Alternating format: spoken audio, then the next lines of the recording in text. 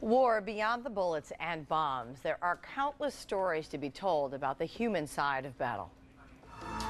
I've been in countries devastated by war. Researching. This is a story worth telling. War and conflict, seen through the eyes of women.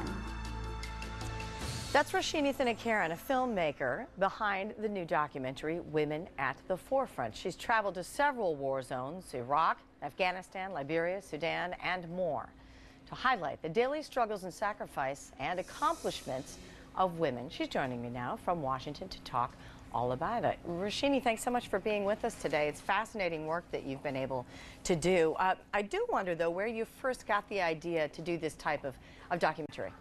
I first got the idea in Iraq. I lived there for about 14 months, and for 10 of those months I was living in various cities around Baghdad.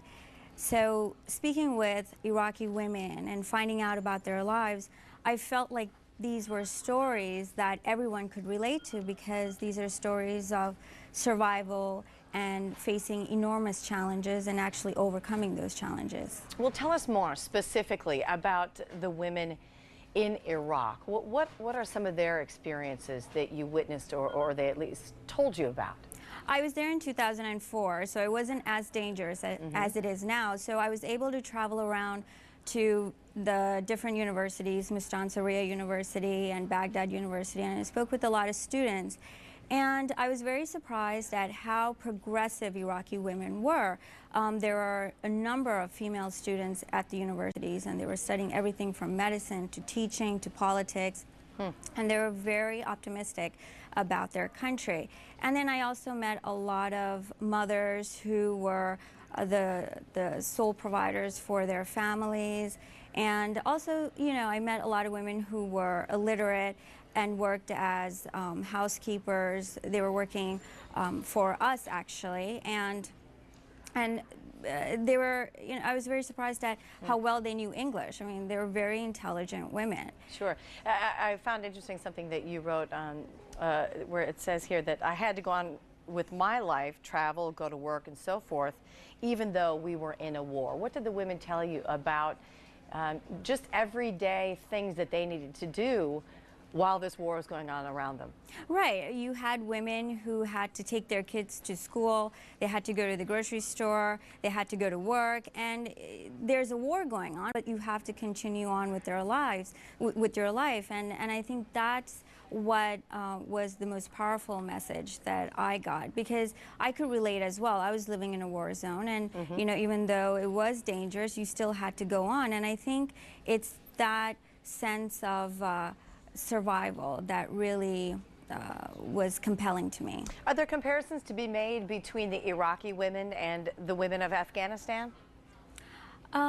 I think yes, because you know, you find the women are very strong and very resilient. I think Afghan women were more oppressed.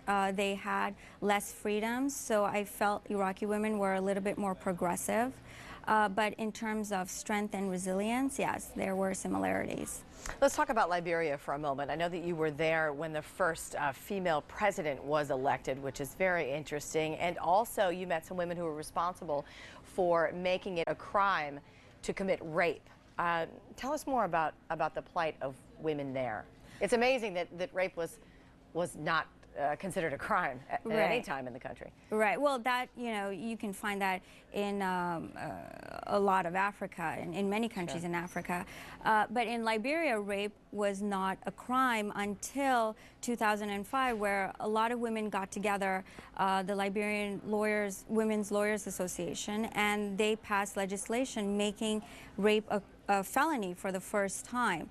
And I think that had a lot to do with a woman being elected as president. You know, you find that when women are involved politically, they propose a lot of laws that benefit women and actually acknowledge the basic rights of women, which were not done before. Sure. What do you hope will come from this documentary?